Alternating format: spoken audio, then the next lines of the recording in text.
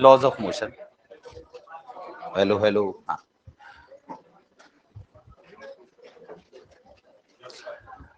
तो कल शायद हम लोगों ने वो एवरेज फोर्स वाला किया था ना।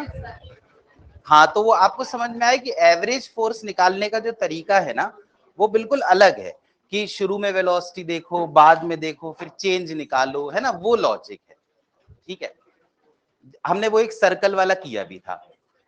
अब एक और होता है इसी में, वो होता है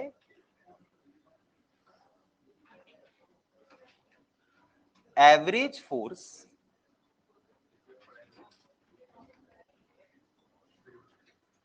on a bullet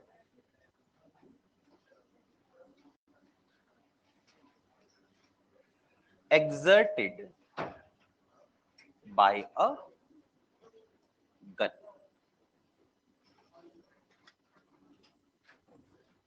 average force on a bullet exerted by a gun। जैसे कोई गन है, मान लीजिए मशीन गन।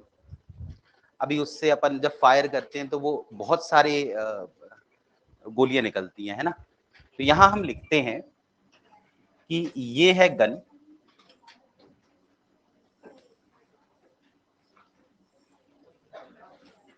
ये, और इस गन के अंदर ये एक बुलेट है, ऐसी कई सारी बुलेट्स होंगी, और mass of one bullet is small M. एक बुलेट का मास है स्मॉल एम। जब तक ये गन के अंदर है तब तक तो रेस्ट पे है, और जैसे ही गन के बाहर निकली तो चलने लगी। तो मान लीजिए ये बुलेट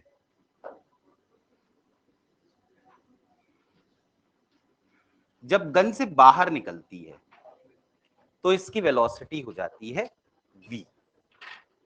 ठीक है, और ये जो गन है इसके बारे में कहा गया है द गन फायर्स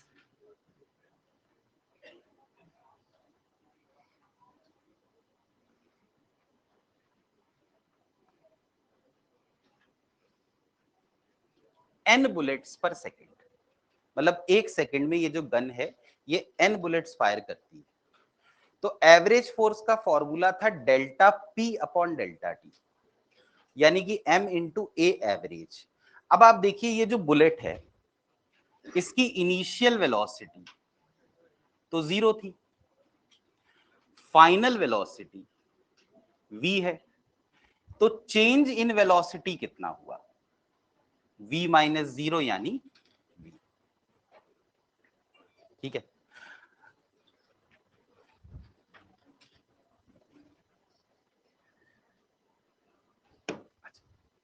अब इन्होंने कहा है कि एक सेकंड में n बुलेट्स फायर होती हैं। तो अगर n बुलेट्स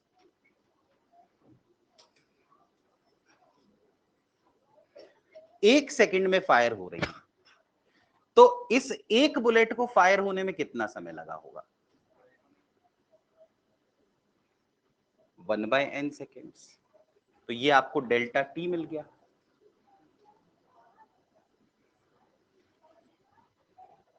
है ना।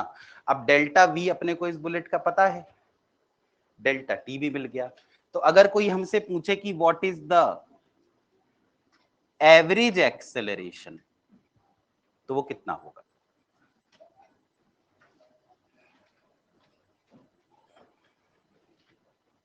ये मतलब कि एवरेज एक्सेलरेशन होगा v अपॉन 1/n, यानी देखिए कितना हो जाएगा, एन वी हो जाएगा। अब एवरेज एक्सेलरेशन मिल गया।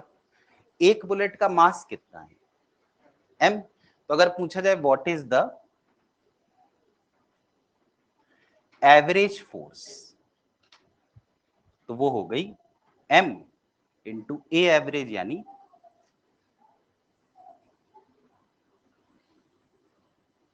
तो इसके ऊपर सीधे ही क्वेश्चन पूछ लेते हैं। जैसे कई बार फोर्स दे देते हैं, मास दे देते हैं, वेलोसिटी दे देते हैं और पूछते हैं कि बताइए कितनी बुलेट्स फायर।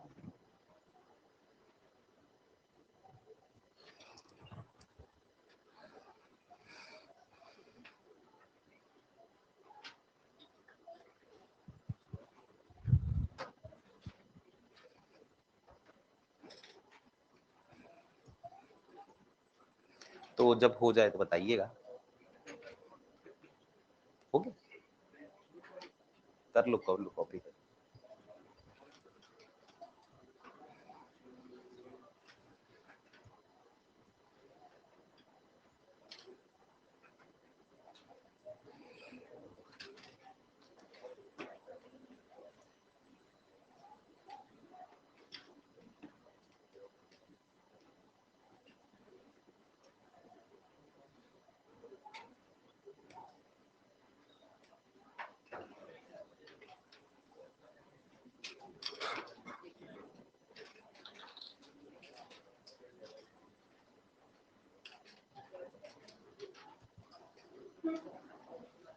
कर लिया। अच्छा, कल मैंने आपको एक चीज और बताई थी कि बॉडी का मोमेंटम किसी भी तरफ हो सकता है, लेकिन फोर्स सिर्फ उस डायरेक्शन में लगती है जिस डायरेक्शन का मोमेंटम बदले, है ना। जैसे एक ये वाला केस देखिए, मान लीजिए ये एक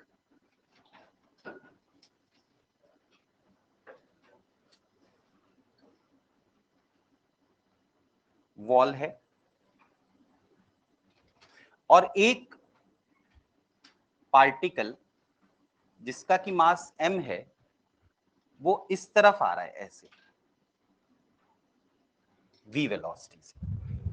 तो आप देखिए ये जो वेलोसिटी है ये x में भी है और y में भी है ना। अब ये ऐसे आया,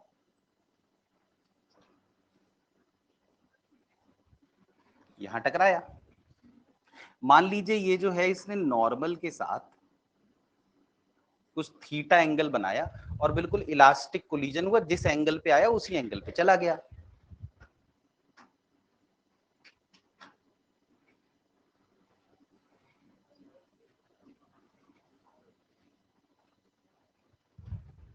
अब अगर हमसे पूछा जाए इस केस में फोर्स किस डायरेक्शन में लगी, तो हमें सिर्फ क्या करना होता है, हमें ये देखना होता है कि मोमेंटम में चेंज किस तरफ आया।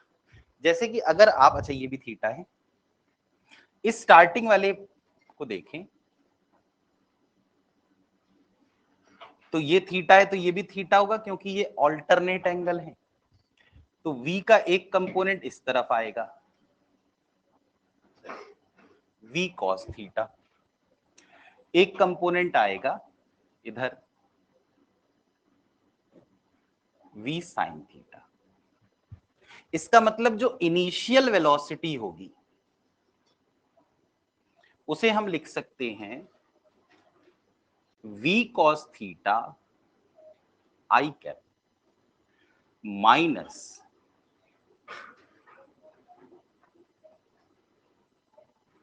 v sin theta J cap. तो जो मोमेंटम आया इनिशियल, p इनिशियल, वो आया m इंटू यू, यानी M V cos theta I cap minus M V sine theta J cap. अब ये पार्टिकल जा रहा है नीचे, अगर आप यहां पर भी x और y बना दें तो ये भी थीटा हो जाएगा, कॉरेस्पॉन्डिंग एंगल। तो जो v है उसका एक कंपोनेंट जो इधर आएगा वो v cos थीटा आएगा और इधर आएगा v sin थीटा। तो फाइनल वेलोसिटी जो है, आप देखिए v cos थीटा अब निगेटिव x में हो गया, तो इसको लिखेंगे minus v cos theta I cap minus v sin theta J cap. तो फाइनल मोमेंटम कितना हो गया, ये हो गया, इसको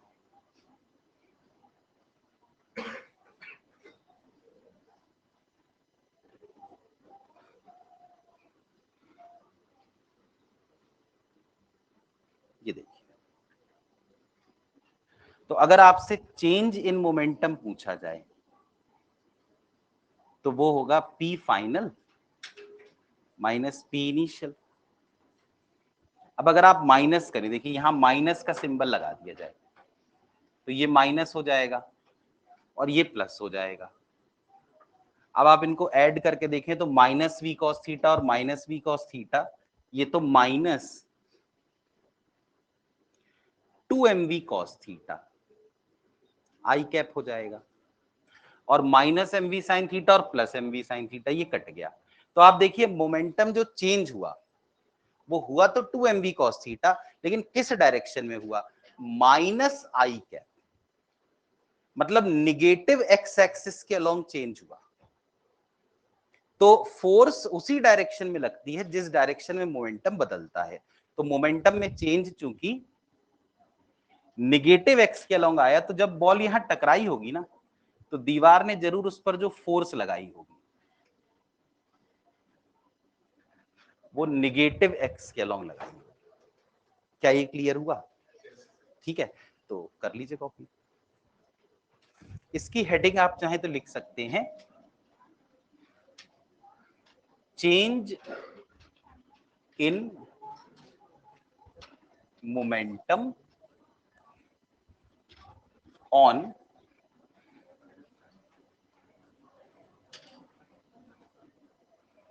स्ट्राइकिंग अ वॉल।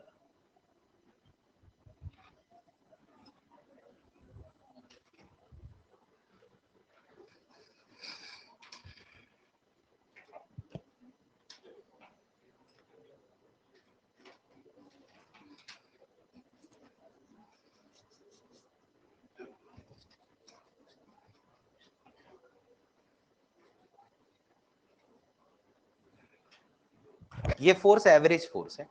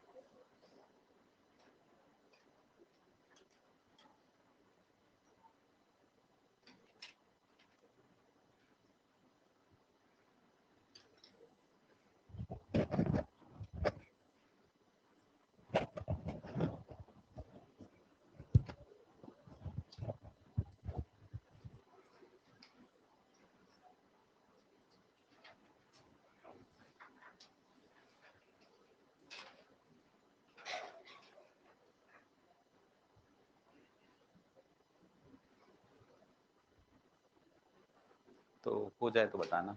हो गया? हाँ हाँ, करो आराम से।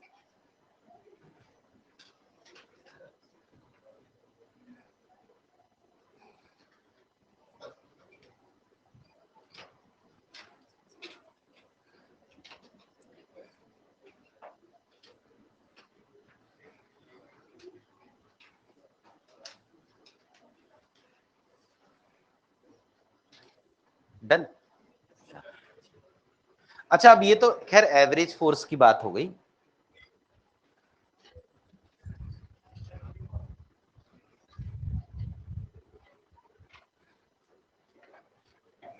एवरेज फोर्स थी delta P upon delta T.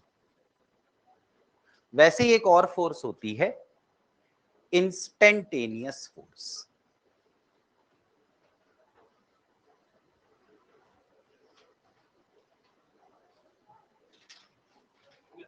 हो गया। इंस्टेंटेनियस फोर्स जो होती है ना, देखो पहले तो हेडिंग डाल देता हूं, instantaneous force.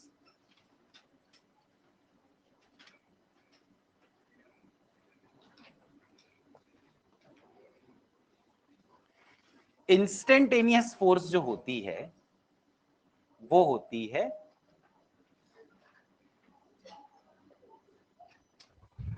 dp upon dt।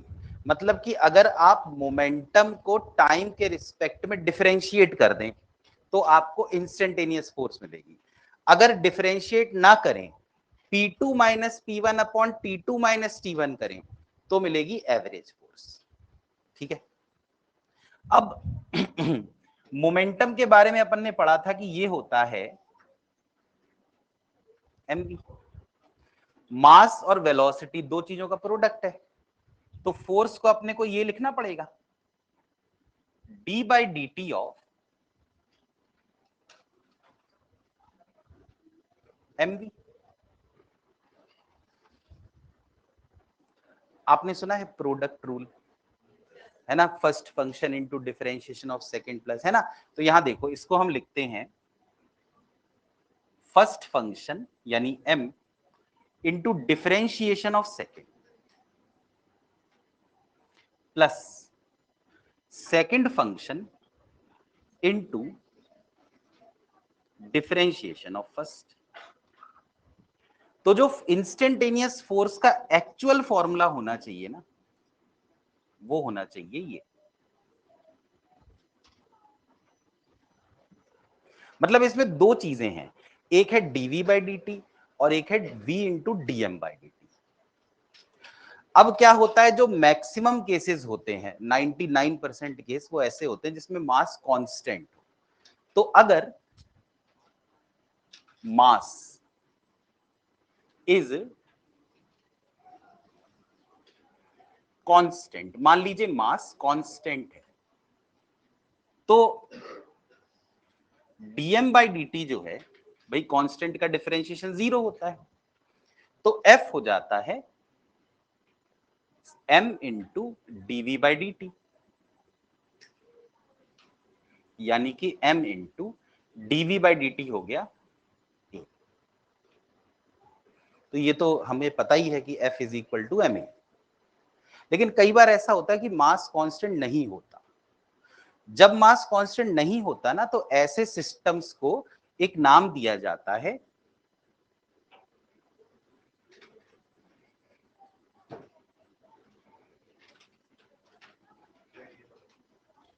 Variable mass system.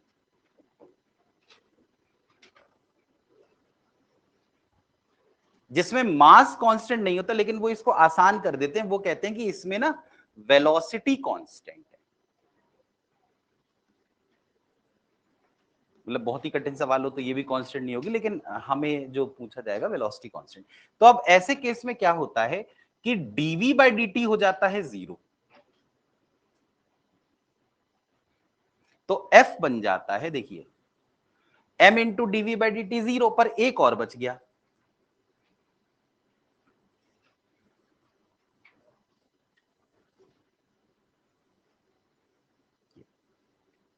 तो कभी भी आपको ऐसा लगे ना कि किसी चीज का मास बदल रहा है, तो कोई लेकिन लेकिन वेलोसिटी कांस्टेंट है, तो कई लोग ऐसा सोचते हैं कि अगर वेलोसिटी कांस्टेंट है तो एक्सेलरेशन 0, और एक्सेलरेशन 0 मतलब फोर्स नहीं लगी। लेकिन कई बार ऐसा होता है कि वेलोसिटी कांस्टेंट होती है लेकिन मास बदल रहा होता है, तो उस केस में भी फोर्स लगती है, लेकिन उस फोर्स का फॉर्मूला क्या हो जाता है, v into D M by D T. ठीक है, इसके ऊपर भी एक दो सवाल दे रखे हैं, और ये भी मतलब ऐसा देखा जाए तो कॉमन ही चीज है। जैसे आप सोचिए, किसी आदमी ने एक बाइक ली और उस बाइक में पूरा पेट्रोल भरा दिया। अब उसने सोचा उसकी जो बाइक है उसमें एक ही स्पीड है, सपोज 30 किलोमीटर पर आवर, तो वो उसी से चलता रहेगा। लेकिन धीरे धीरे क्या होगा, पेट्रोल खत्म होता जाएगा, तो उसकी बाइक का जो टोटल मास है वो कम होता जाएगा। तो इसलिए ये भी कॉमन है, अगर कभी फ्यूल, मतलब ज्यादातर ऐसी केसेस होती है, जैसे रॉकेट है, रॉकेट में फ्यूल भरवा दिया और रॉकेट को उड़ा दिया, धीरे धीरे फ्यूल खत्म होता जाता है। वही फ्यूल गैस बन के नीचे की तरफ आता है। तो आपने सुना भी होगा कि रॉकेट गैस पर नीचे फोर्स लगाता है, गैस रॉकेट पे ऊपर फोर्स लगाती है। तो वही जो फोर्स है ना, उस फोर्स का फॉर्मूला ये V इंटू dm/dt। समझ में आया? ठीक है, कर लो कॉपी। कर लिया क्या? कर लो कर लो।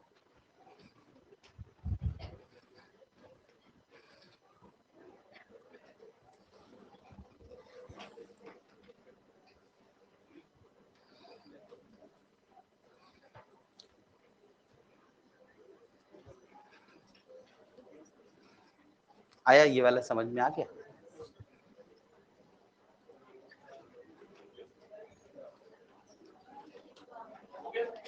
डन। देखो आपके ना पैकेज में दो इन्होंने सवाल दे रखे हैं वेरिएबल मास के, यहां लिख देता हूं, है ना।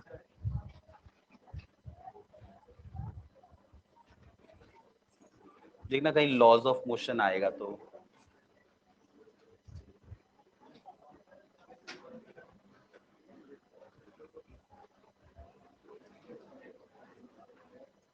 लॉज ऑफ मोशन,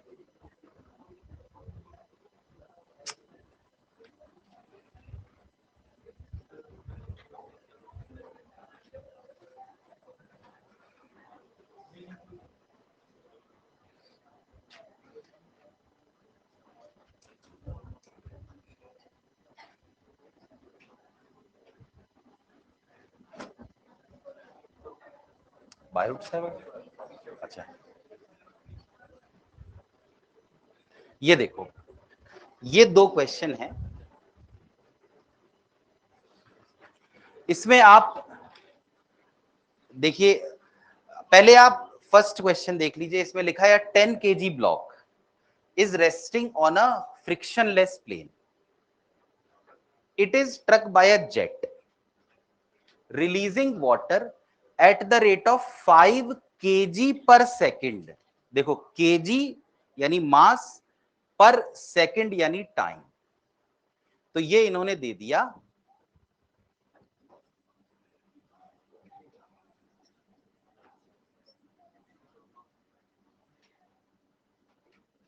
समझे लॉजिक? ठीक है, तो याद रखना, कभी समझ ना आए ना कि कैसे dm/dt है, तो उसकी यूनिट होती kg per second. Emerging with the speed of 10 metre per second. देखो कांस्टेंट स्पीड से चल रहा है,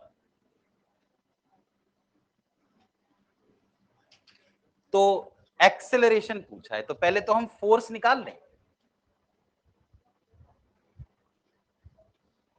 इस फॉर्मूले से।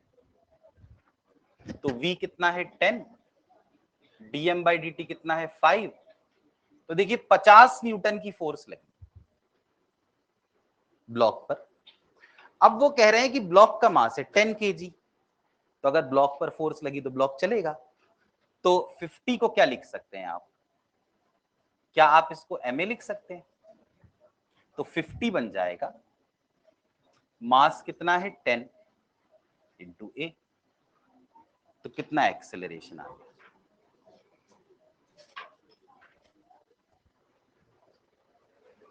क्या ये समझ में आया?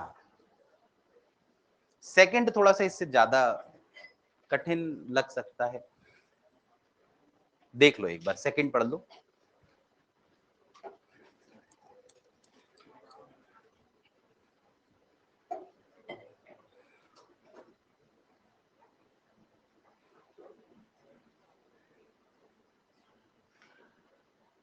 अब balloon has a mass of 10 gram in air, मतलब बलून, इसका मतलब कहने का ये कि बलून के अंदर 10 ग्राम एयर भरी हुई है।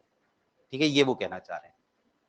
The air escapes from the balloon, air balloon से बाहर निकल रही। कभी आपने ऐसा देखा भी होगा कि किसी गुब्बारे को आप फुला के ऐसे छोड़ देना तो वो ऐसे चला जाता है ना।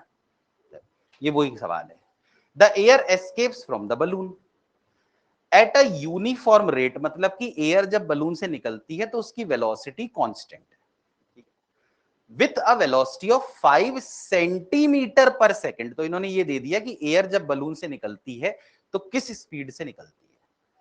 ठीक है, and the balloon completely shrinks in 2.5 second, यानी ये जो 10 ग्राम एयर है ये पूरा बाहर निकल जाती है कितनी देर में? 2.5 सेकंड्स में। तो यहां से आप देख सकते हैं कि जो मास था, जो पहले था और अब नहीं है, वो कितना था? 10 ग्राम। ये सही है। और इस मास को पूरा बाहर निकलने में टाइम कितना लगा? 2.5 सेकंड, है ना। तो हम यूनिफॉर्मली मान रहे हैं, इसीलिए उन्होंने ये वर्ड में लिख दिया एवरेज फोर्स। तो dm बाई dt कितना हो जाएगा इस हिसाब से?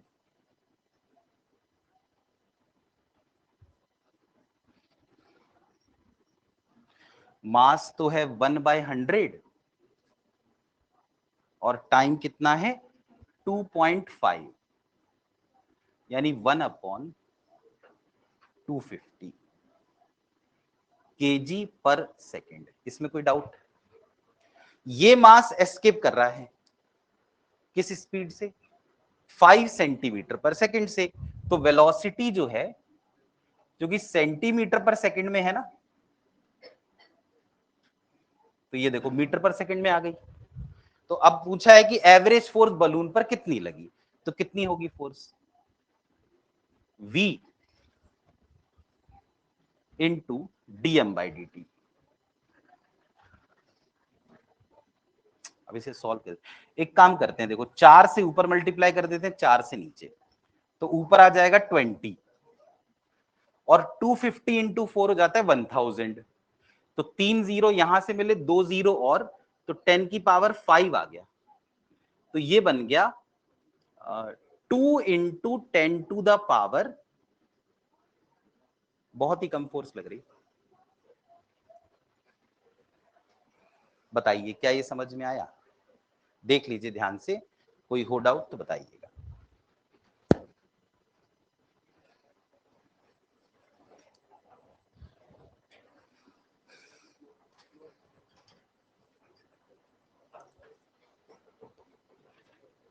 तो मतलब ऐसा हो सकता है, ऐसे सवाल आ सकते हैं जिसमें वेलोसिटी कांस्टेंट रहे पर फिर भी फोर्स पूछ ले, फिर भी एक्सेलरेशन पूछ ले, तो हम ये ध्यान दें कि उसमें सीधा जीरो नहीं लिख देना है, ठीक है ना। उसमें ये देखना है कि कहीं ऐसा तो नहीं कि मास चेंज हो रहा है,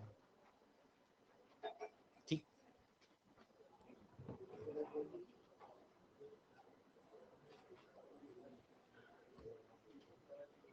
तो जब हो जाए तो बताइएगा।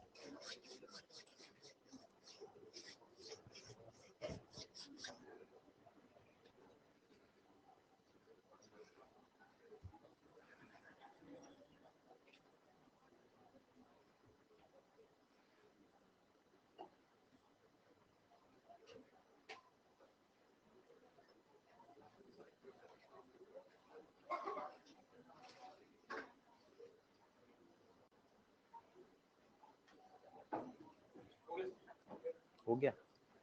और कोई कर रहा है अभी या? हो गया?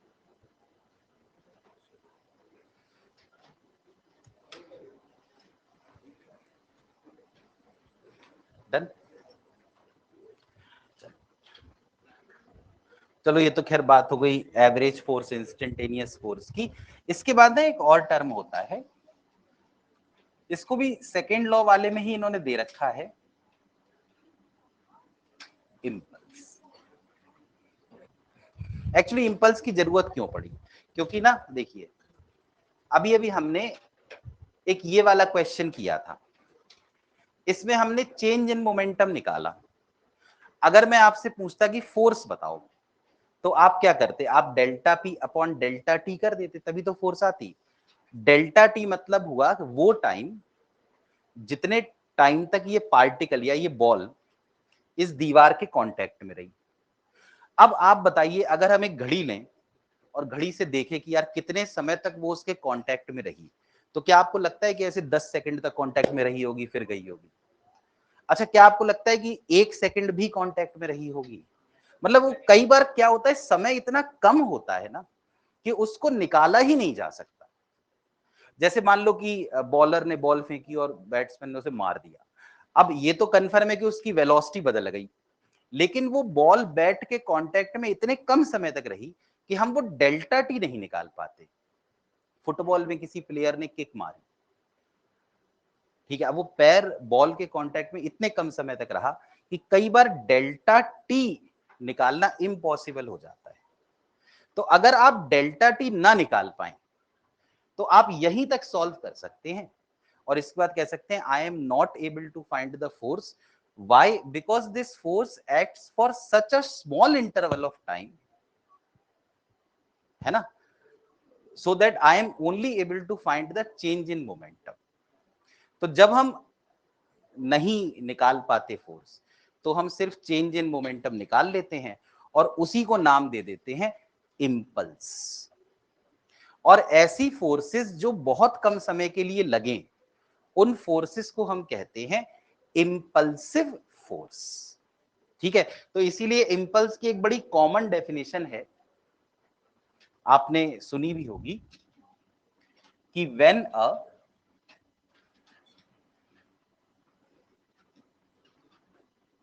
large force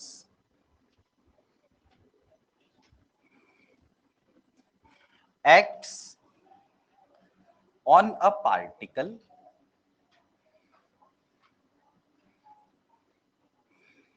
for a very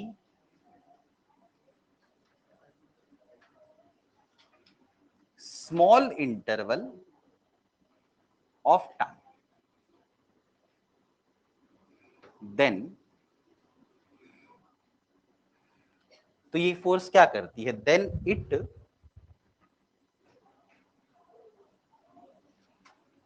changes the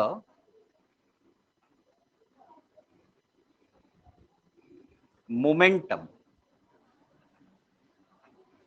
of the particle। यही जो दिस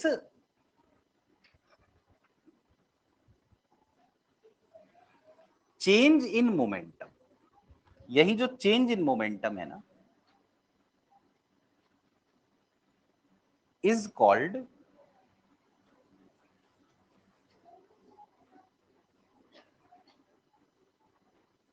इंपल्स। जैसे अगर इस केस में जो पिछला केस था ना, इसमें आपसे पूछा जाता कि इंपल्स कितनी है तो आप यही आंसर बता देते, -2 mv cos theta I cap, this is the impulse. अगर कोई आपसे कहता नहीं नहीं मुझे तो टाइम पता है यार, टाइम ना 0.5 सेकंड था, तो आप कहते कोई प्रॉब्लम नहीं, इसको 0.5 से डिवाइड कर दो तो फोर्स आ जाती। कुछ समझ पा रहे हो यार जो मैं बोल रहा हूं, ठीक है। तो पहले इसको कर लो कॉपी। तो इंपल्स क्या है, असल में चेंज इन मोमेंटम। जैसे इसका एक और बहुत कॉमन आपको बताता हूं, ये देखिएगा, मान लीजिए कोई प्लास्टिक की बॉल है, अपन ने उसको यहां से ऐसे किसी हाइट से h1 हाइट से ड्रॉप कर दिया, क्या होगा, क्या लगता है आपको, वो फिर ऊपर आ जाएगी ना। कई बार ऐसा होता है कि आप ऐसे छोड़े ना तो वो उसी हाइट तक नहीं आ पाती, किसी और हाइट, कम हाइट तक आ जाती है। अब क्यों वापस आई, क्योंकि जब वो टकराई होगी तो ग्राउंड ने उस पर कोई फोर्स लगाई होगी, यानी ग्राउंड ने फोर्स लगाई होगी तभी ऊपर आई होगी, है ना। पर वो ग्राउंड के कांटेक्ट में कितने समय तक रही, नहीं निकाला जा सकता, है ना, बहुत ही मुश्किल है निकालना। इसीलिए अब ये पूछते हैं कि ये है बॉल, इसको h1 हाइट से हमने ड्रॉप कर दिया, इसका मास है m, ये ऐसे गई नीचे, टकराई और टकराने के बाद पूरा ऊपर नहीं आ पाई, सिर्फ किसी h2 हाइट तक आ पाई। तो क्वेश्चन पूछते हैं find the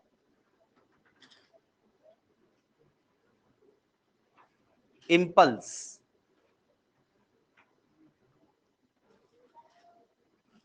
on the ball. तो what is impulse, impulse is simply change in momentum. मतलब अगर आप ये पता लगा पाए कि जब ये टकराई है तो टकराने से इसके मोमेंटम में कितना चेंज आया, तो बस वही इंपल्स है।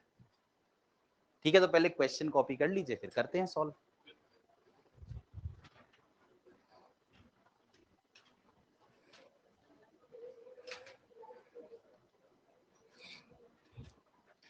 तो कोई मोशन अंडर ग्रेविटी का एक आध फॉर्मूला याद है? जैसे अगर ऐसे h हाइट से ड्रॉप कर देते थे, तो जब ग्राउंड पे वो टकराता था तो √2gh से टकराता था, है? इसका मतलब अब ये सोचो, ये वाली बॉल जब यहां टकराई तो किस स्पीड से टकराई? √2gh1 हाइट से टकरा, मतलब स्पीड से टकराई ना, क्योंकि h1 से ड्रॉप किया था।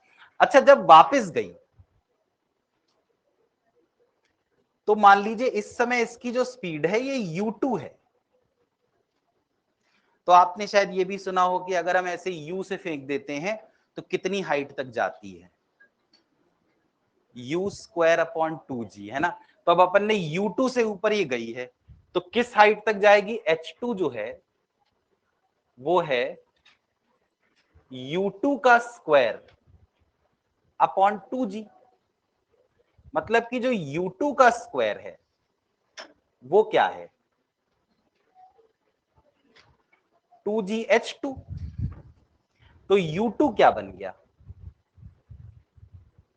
√2gh2।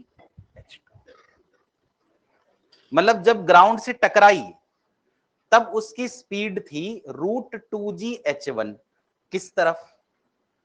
नीचे की तरफ, है ना? जब वापस वो जाने लगी उस समय उसकी स्पीड है √2gh2, किस तरफ?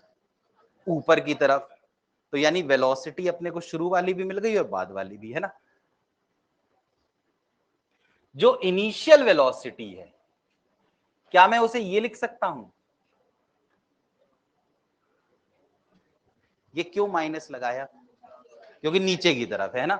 जो फाइनल वेलोसिटी है ग्राउंड से टकराने के जस्ट बाद,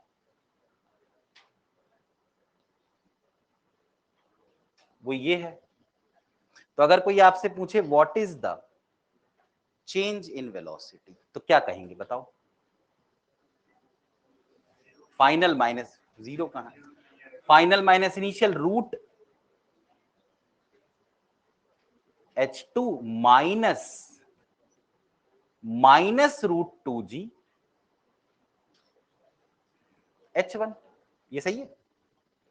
इसका मतलब कि चेंज इन वेलोसिटी आया √2gh2 प्लस √2gh1।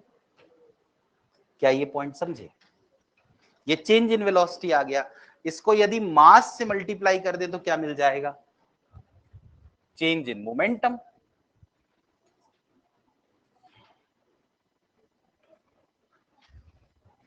तो ये बन जाएगा m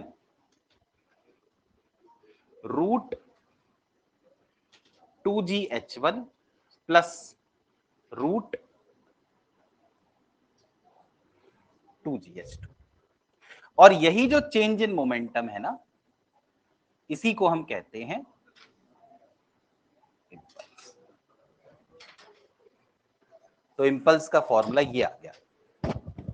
ये फॉर्मूला डायरेक्टली भी याद कर लेना चाहिए, इसके ऊपर एग्जाम में भी क्वेश्चन आ चुका है और यही क्वेश्चन था, इतनी हाइट से गिरी उतनी हाइट तक गई।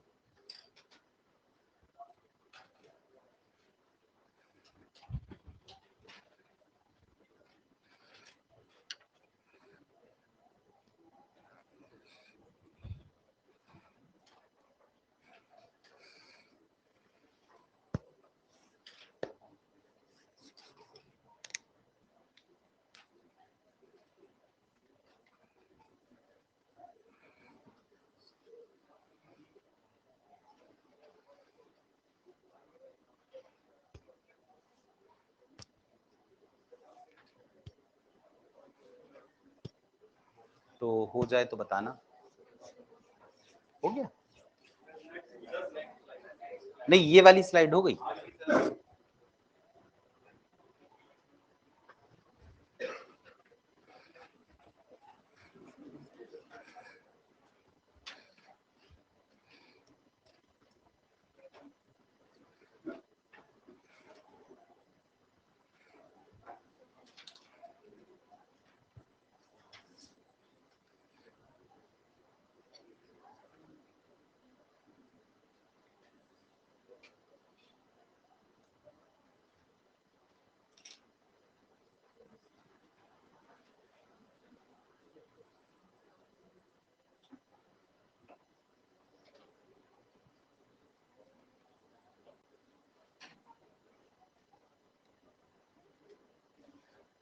तो इम्पल्स मतलब हर फोर्स की नहीं निकाली जाती, इम्पल्स उसी फोर्स की निकाली जाती है जो फोर्स आप ना निकाल पाए, जो इतने कम समय के लिए लगे।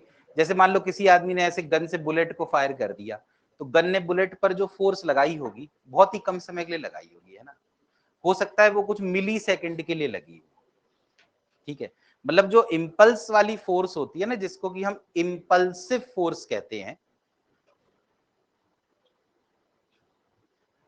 वो असल में ऐसी होती है।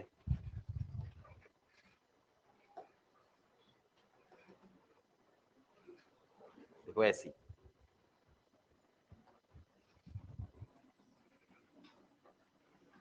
अगर हम एक ग्राफ बनाएं फोर्स और यहां टाइम,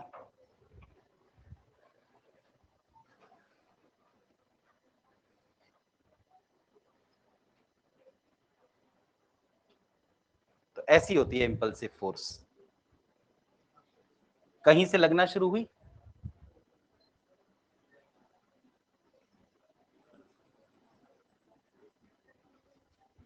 और लगते साथ ही खत्म हो गई।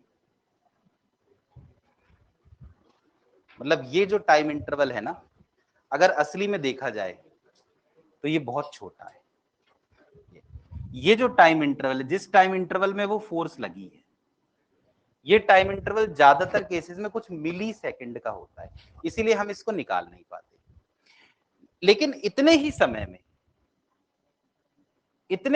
में जितने समय तक ये फोर्स लग रही है, F is equal to M A तो वैलिड होता ही होगा ना, हालांकि बहुत ही कम समय के लिए वैलिड होता होगा। अच्छा एक चीज और, ये फोर्स कांस्टेंट है कि वेरिएबल है? ये जो फोर्स है, देखिए ये फोर्स एकदम जीरो से बढ़ना शुरू हुई, फिर एकदम कम होना शुरू हुई, यानी चेंज होती जा रही है, तो वेरिएबल है। इसका मतलब इससे जो एक्सेलरेशन होगा वो भी वेरिएबल होगा। तो हम इस F is equal to M और A को लिख सकते हैं ये dv बाई dt। अब dt को ले जाते हैं यहां,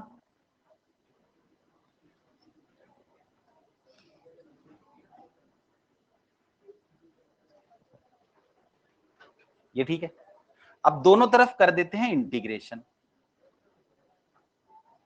जब टाइम था सपोज 0, उस समय वेलोसिटी कुछ u थी, और कुछ डेल्टा टी टाइम के बाद जब फोर्स लगनी बंद हो गई, वेलोसिटी कुछ v हो गई।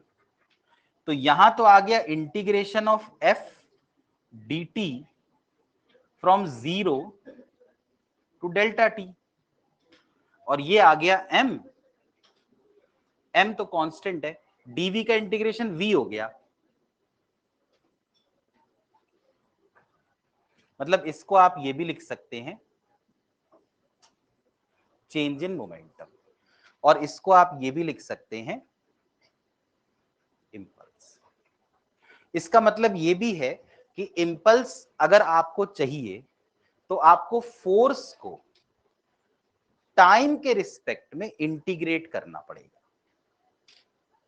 ठीक है। तो मतलब सिंपल प्रोडक्ट नहीं होता, इंटीग्रेशन करना पड़ता है। यहां हम लिख देते हैं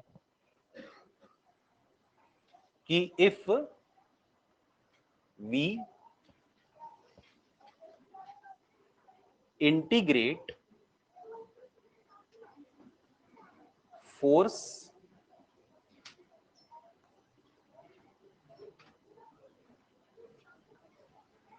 with respect to time, we get, impulse भी कह सकते हैं इसको, पर कई बार वो इंपल्स नहीं बोलते, चेंज इन मोमेंटम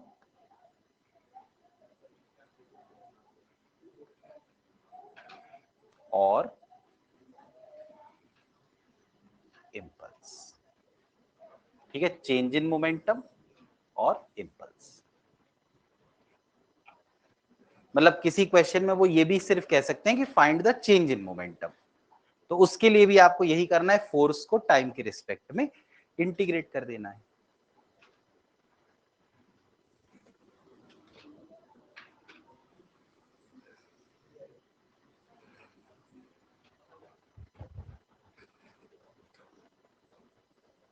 तो इम्पल्स का एक फॉर्मूला तो सिंपल चेंज इन मोमेंटम है, एक दूसरा फॉर्मूला है कि अगर आप फोर्स को टाइम के रिस्पेक्ट में इंटीग्रेट कर दें तो भी आपको चेंज इन मोमेंटम या इंपल्स मिल सकता है।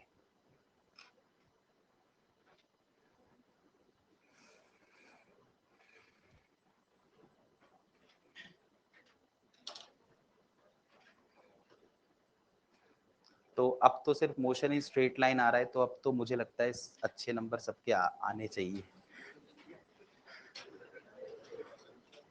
अच्छे का मतलब ये है यार कि 500 तक तो अपन एम करें, 500 प्लस ओवरऑल कह रहा हूँ, और क्या टोटल कह रहा हूँ।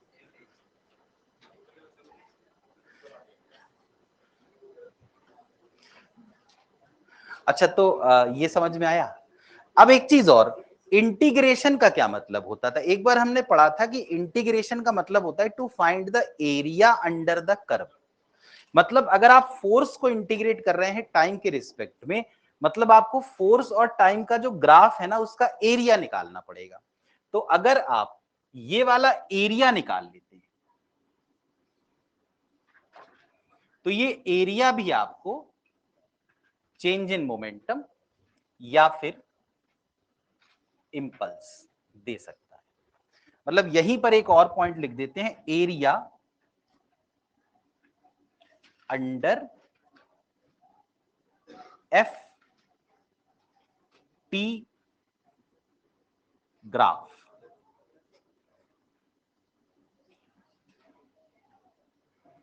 gives us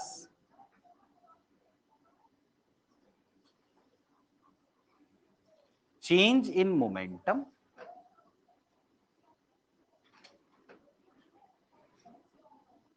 और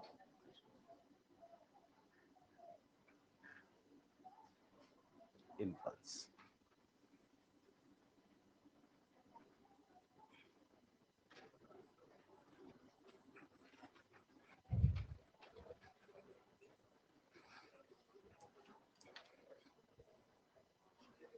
तो ये आपको इंपल्स के 3 लॉजिक क्लियर हुए, ठीक है।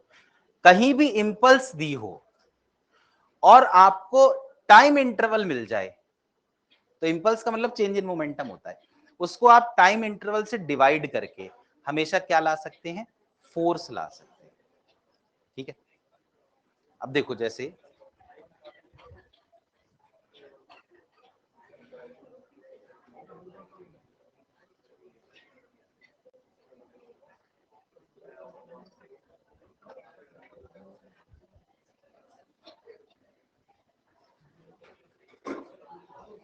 ये देखिए,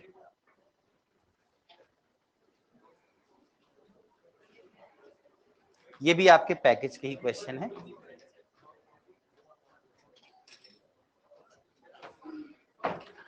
एग्जाम्पल 7, इसमें देखिए क्या लिखा है, a hammer of mass 1 kg moving with a speed of 6 metre per second. तो उन्होंने इसकी इनिशियल वेलोसिटी दे रखी है, strikes a wall and comes to rest in 0.1 second. तो इन्होंने इनिशियल वेलोसिटी दे दी, फाइनल वेलोसिटी दे दी, टाइम भी दे दिया, मास भी दे रखा है। तो पहला पूछा इंपल्स बताइए, तो इंपल्स का क्या मतलब होगा? Change in momentum. अब यहां पर जो इनिशियल मोमेंटम है वो होगा 1 into 6, ठीक है, यानी 6 आ गया। अच्छा, मोमेंटम की जो यूनिट होती है ना वो न्यूटन इंटू सेकेंड आप लिख सकते हैं, ठीक है। फाइनली वो रुक गया, तो फाइनल मोमेंटम कितना हो गया? 0। तो इंपल्स पूछी है, तो इंपल्स आ गई 0 - 6। इसमें कोई डाउट? दूसरा पूछा है एवरेज फोर्स की इंपल्स बताइए। इंपल्स मतलब वही चेंज इन मोमेंटम। अच्छा, average retarding force which stops the hammer, तो फोर्स के लिए क्या करना चाहिए? इंपल्स को टाइम इंटरवल से डिवाइड कर देना चाहिए। मतलब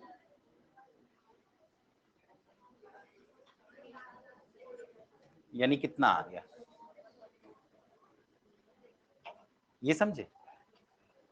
फिर एवरेज रिटार्डेशन, फोर्स मिल गई, फोर्स को आप मास इंटू एक्सेलरेशन लिख सकते हैं। फोर्स है -60, मास कितना है 1 इंटू एक्सेलरेशन, तो एक्सेलरेशन आया, देखो ये माइनस में आया ना, इसीलिए इन्होंने इसको रिटार्डेशन कहा था। क्लियर हुआ, बताइए कोई डाउट? करें आगे करें?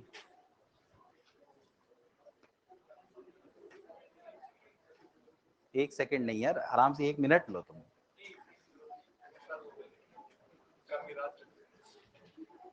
हाँ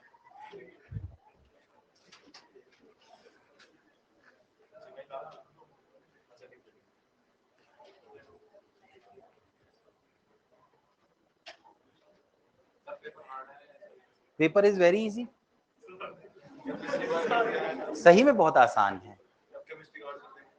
नहीं नहीं, वो भी आसान होगा, क्यों कठिन होगा यार। नहीं यार, इस बार पॉइंट वाला कैसा होगा, इस बार तो वो यूनिट मेजरमेंट का थोड़ी आ रहा है। लेकिन तुम हमेशा ऐसा किया करो, मतलब अगर तुम्हें ना ऐसा लगे कि आंसर बहुत पास पास है, तो तुम एक डिजिट एक्स्ट्रा निकाल कर फिर राउंड ऑफ किया करो। बहुत सुना है? अच्छा, घर वालों से कर कर लिया, बताइए। ये देखिए एग्जाम्पल 8 है, ये आपके पैकेज का ही है।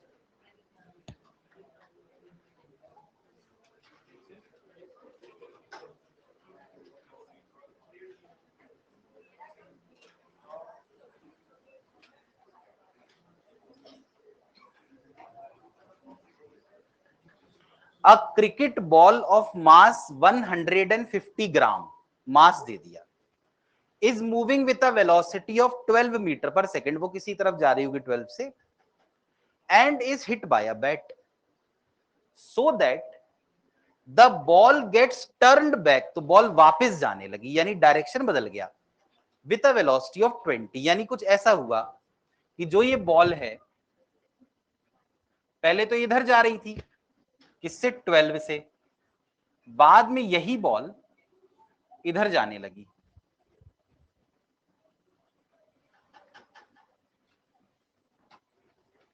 ये सही है।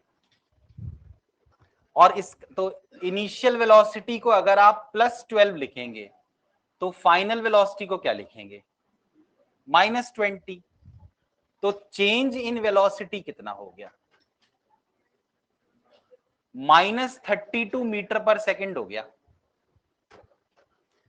If the duration of contact, अब इन्होंने देखो डेल्टा टी दे रखा है, तो इंपल्स निकाल, कोई पूछ नहीं रहा, इंपल्स नहीं कह रहा कोई, अच्छा पूछा है तो इंपल्स निकालिए ना, तो इंपल्स क्या हो जाएगा, m into delta we, 150 gram m into delta we,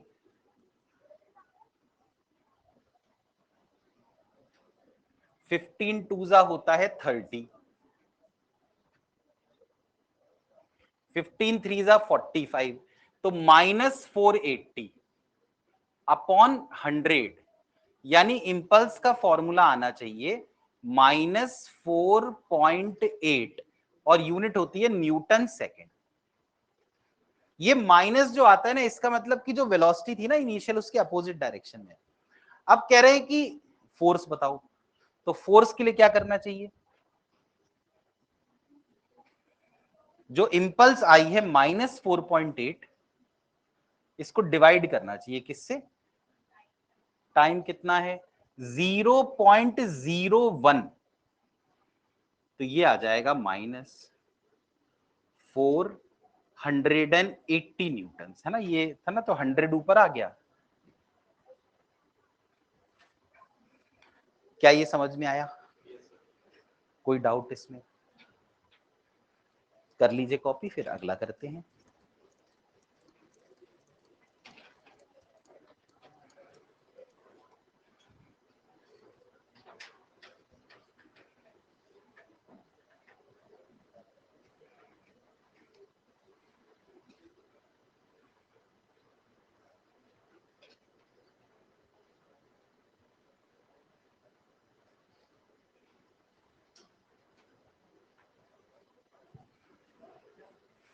तुम्हें कुछ डाउट थे, हैं अभी डाउट? लाओ बताओ, कर लेते हैं उनको।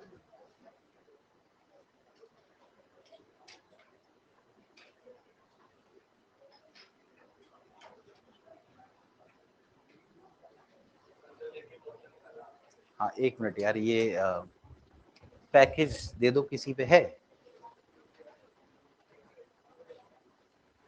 या फिर उसकी फोटो खींच के जो ग्रुप है उस पर डाल दो, तो अभी कर लेते हैं solve.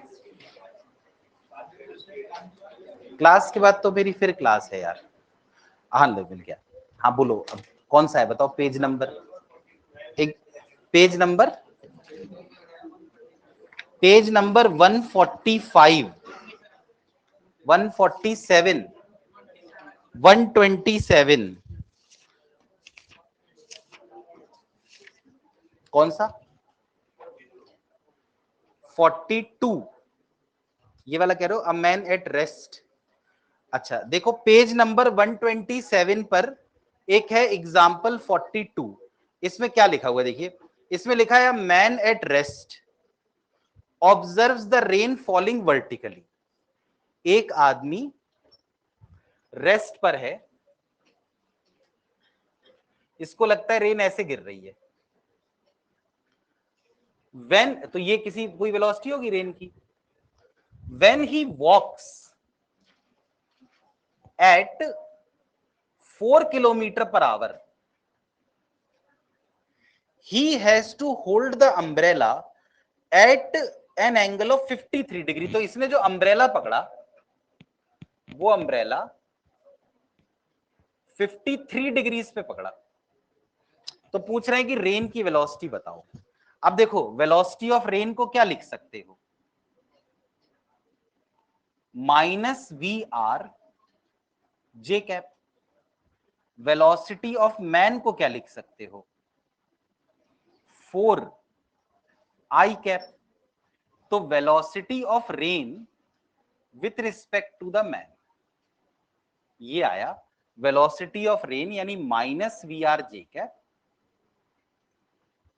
Minus velocity of man यानी -4I कैप। तो अब अगर आप इसको बनाएं तो ये नीचे की तरफ आएगा VR और इस तरफ आएगा 4। तो यानी उस पर्सन को रेन कैसे गिरती हुई दिख रही होगी, ऐसे दिख रही होगी। तभी उसने अम्ब्रेला ऐसे लगाया। अब उसने अम्ब्रेला कितने एंगल पे लगाया, 53 डिग्रीज पर, मतलब कि जरूर ये भी 53 होगा। तो अब आप इसमें देखिए, ये है 4 है ना, क्योंकि ये 4 था, और ये है VR। तो tan 53 को अपन क्या लिख सकते हैं, 4/VR। और tan 53 होता कितना है पता होगा आपको, 4/3। तो VR कितना आ गया, समझे?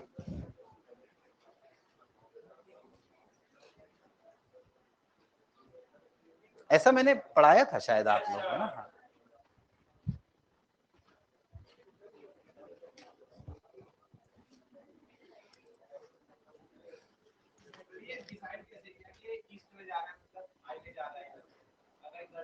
कहाँ जाता है आदमी यार, ऐसे पीछे थोड़ी जाएगा आदमी। तो कोई भी आदमी नहीं, क्योंकि वो रुका हुआ था तो उसको दिख रहा था वर्टिकल, इसका मतलब असल में वर्टिकल ही तो हो रही।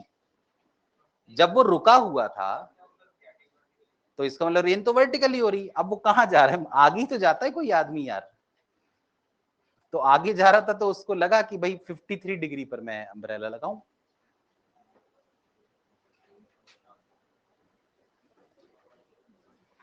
यही तो कह रहे हैं कि जब वो चल रहा है तो उसे 53 डिग्री पर दिख रहा है।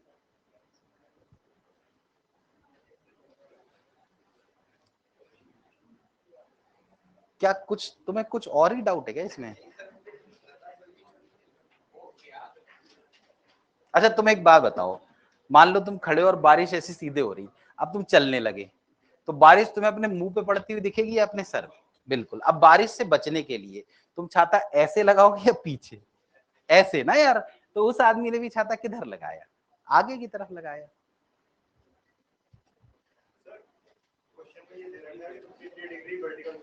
हाँ लिखा है ना, लिखा है ना कि he has to hold the umbrella at an angle of 53 degree from the vertical।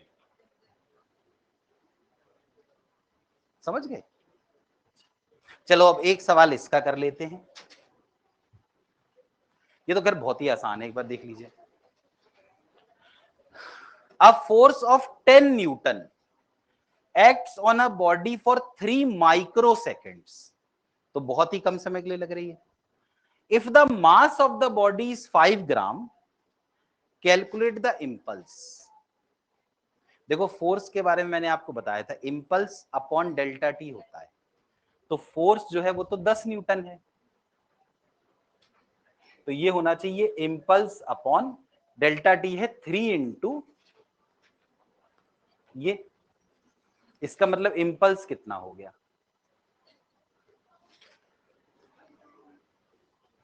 समझ गए? अब इंपल्स क्या होता है? m into delta we. तो 3 इंटू 10 टू द पावर -5 जो है ये है मास, यानी 5 अपॉन 1000 इंटू डेल्टा वी। क्या इससे हम निकाल सकते हैं डेल्टा वी? बताइए, आया समझ में?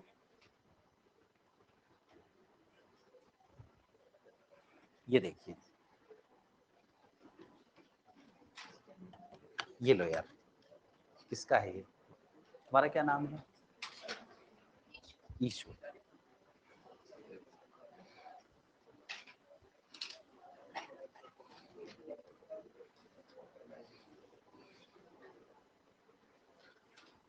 Two trains are moving with equal speed in the opposite direction। ठीक है। If the wind is blowing with a speed u, so that the relative velocity of the train with respect to the wind। अच्छा ठीक है। इसमें पता क्या है, जैसे एक इधर v से जा रही, एक इधर v से जा रही, अब विंड ऐसे जा रही, तो जो ट्रेन इधर जा रही उसको विंड की वेलोसिटी दिखेगी u माइनस वी, और दूसरे को दिखेगी u प्लस वी। तो u minus V upon u plus V इनने दे रखा है 1:2। ठीक है। अरे भाई क्या रिंगटोन है ये? हाँ, अब इसमें देखिए क्या लिखा है, मास ये दिया हुआ है, वेलोसिटी शुरू में तो 12 है, लिखा है इट इज स्टॉप्ड, बाद में वो रुक गया by applying a force of 0.6 Newton. Force कितनी लगी? 0.6 न्यूटन की। तो पूछ रहे हैं कैलकुलेट द टाइम। सबसे पहले तो आप एक काम कर सकते हैं, इसमें इंपल्स निकाल सकते हैं। इंपल्स होगा m यानी 0.25, बाद में रुक गया, फाइनल वेलोसिटी 0, इनिशियल वेलोसिटी 12, ये इंपल्स आ गई। तो ये आया माइनस, इसको 0.25 को 1/4 लिख सकते हैं, 1/4 इंटू 12 यानी -3 न्यूटन सेकेंड। तो इसका यदि मैग्नीट्यूड देखा जाए तो वो 3 है। अब इंपल्स को अगर आप टाइम से डिवाइड कर दे तो आपको फोर्स मिल जाएगी। तो इंपल्स है 3 मैग्नीट्यूड वाइज, और डेल्टा टी, और फोर्स कितनी है? 0.6। तो यहां से देखिए डेल्टा टी मिल जाएगा 3/0.6, 30/6, 5 सेकेंड्स। हो रहा है क्लियर इंपल्स और फोर्स का लॉजिक? आ गया होगा समझ में मेरे ख्याल में वाला। इसको देखो, इस question,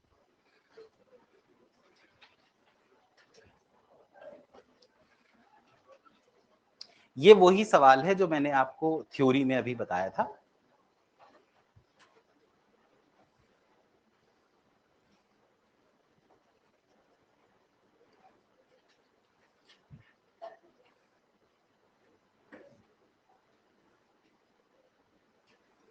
ball of mass 1 kg dropped from 9.8 meter height strikes the ground and rebounds to a height of 4.9 meter 9 point metre से गिरा, 4.9 मीटर तक ऊपर गया। If the time of contact is 0.1 seconds, then find the impulse and average force. Impulse का formula हमने सीधा एक लिखा था, m और root 2gh1 plus root 2gh2। इसका मतलब कितना आ गया इंपल्स? मास है 1 kg, रूट 2 इंटू जी को 9.8 अगर लेना हो इंटू 9.8 प्लस रूट 2, जी तो 9.8 है और हाइट कितनी है 4.9 है ना बाद वाली, तो ये आ गया 1 इंटू, अब इसमें से आप देखिए 9.8 कॉमन आ जाएगा और रूट 2 आ जाएगा, प्लस यहां देखिए 4.9 इंटू 2 9.8 हो जाएगा और 9.8 इंटू 9.8 का अंडर रूट, मतलब कि आप इसमें से 9.8 कॉमन ले सकते हैं। रूट 2 होता है 1.414 प्लस 1, ये आ गया। अब अगर इस 9.8 को आप 10 मान लें तो 10 इंटू ये करके 24.14 न्यूटन सेकेंड, ये इंपल्स आ गई। और एवरेज फोर्स कैसे निकालें फिर? 24.14 डिवाइड बाय कितना है टाइम 0.1, ये फोर्स आ गई, तो फोर्स आ गई 241.4 न्यूटन। आ गया समझ में? बताइए कोई डाउट? एक्चुअली यार रूट 2 की वैल्यू होती है 1.414, ठीक है?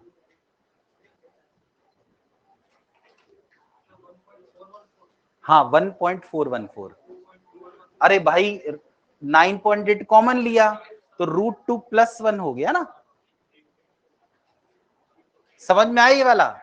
और देख लो यार, एक दो सवाल और है इसके ऊपर, वो और देख लो, ये वाला देखो जरा।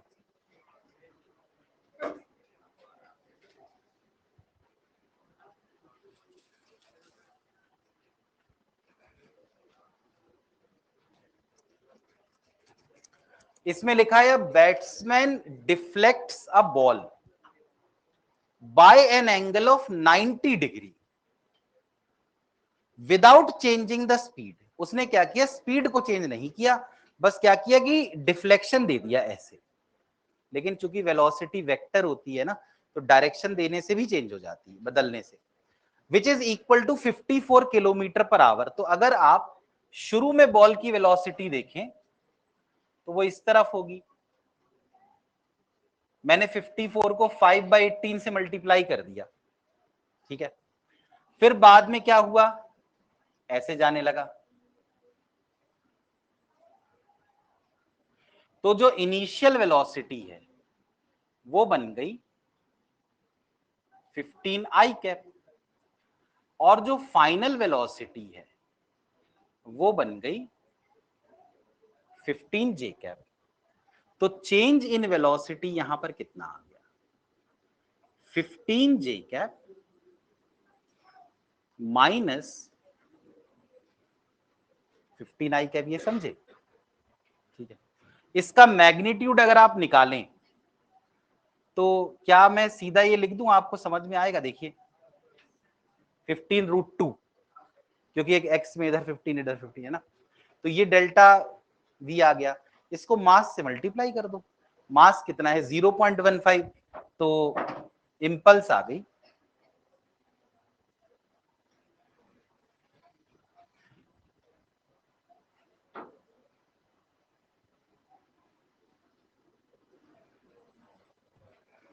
क्लियर हुआ? बताइए, सिर्फ मैग्नीट्यूड निकाला मैंने, डायरेक्शन भी निकालना है क्या? अच्छा, एंगल दे रखा मतलब, अच्छा कि हाँ तो 90 मतलब इधर से इधर चला गया ना,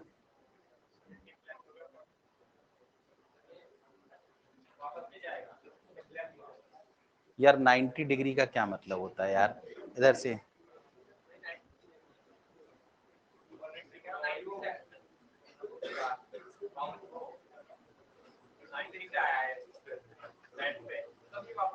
नहीं नहीं, ये नहीं कह रहे 90 से आया बैट पे, ये कह रहे हैं कि एक बैट्समैन ने एक बॉल को 90 डिग्री मोड़ दिया, डिफ्लेक्ट, समझ गए ना। कोई बात नहीं यार, ये बहुत जरूरी है कि क्वेश्चन पढ़ लिया जाए आंसर करने से पहले, है ना। टाइम हो गया ना, ये एक सवाल बचा है, इसको कर लें।